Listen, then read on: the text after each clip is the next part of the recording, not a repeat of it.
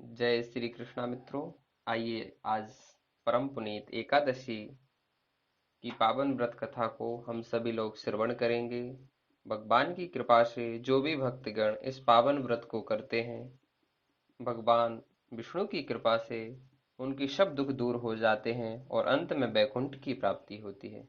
तो आइए माघ मास की शुक्ल पक्ष की एकादशी की व्रत कथा को हम लोग श्रवण करेंगे। इस एकादशी को जया एकादशी नाम से जाना जाता है। तो आइए इस पावन कथा में प्रवेश करते हैं। प्रेम से बोलो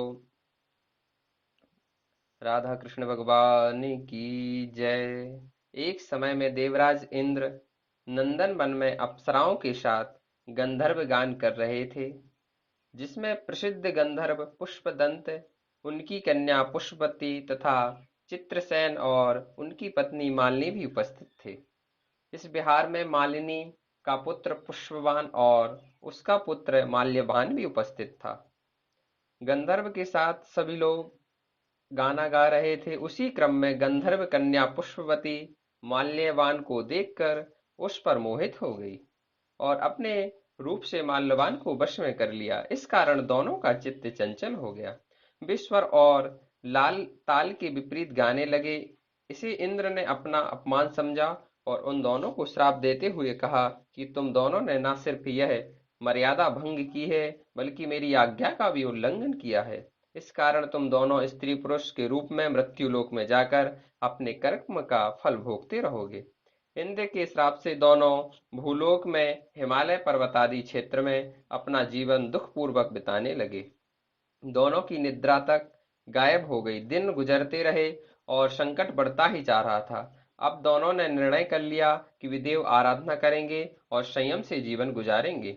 इसी तरह एक दिन माघ मास में शुक्ल पक्ष की एकादशी तिथि आई। दोनों ने निराहार रहकर दिन गुजारा और संध्या काल पीपल वृक्ष के नीचे अपने पाप से मुक्ति हेतु ऋषिकेश भगवान विष्णु का स्मरण करते रहे। रात्रि हो गई पर नहीं सोए। दूसरे दिन प्रातः उन दोनों ने इसी पुण्य प्रभाव से पिशाच योनि से मुक्ति मिल गई और दोनों पुनः अप्सराओं का नौ रूप रखकर स्वर्ग लोक को प्रस्थान कर गए। उस समय देवताओं ने उन दोनों पर पुष्प वर्षा की और देवराज इंद्र ने भी क्षमा कर दिया।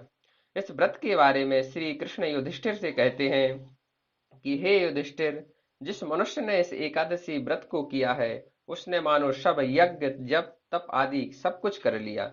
यही कारण है कि सभी एकादशियों में जया एकादशी का विशेष महत्व है।